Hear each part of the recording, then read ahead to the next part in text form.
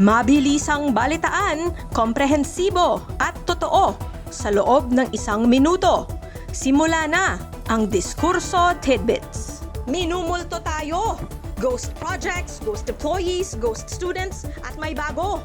Kilalanin ang ghost procurement ng PNP.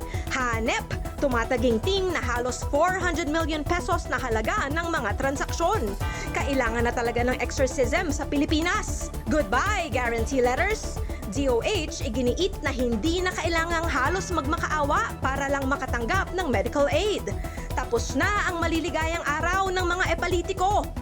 200 e-trikes nasamsam simula ng ban noong January 2. Mga Pinoy ayaw pa talagang paawat sa baka makalusot mentality.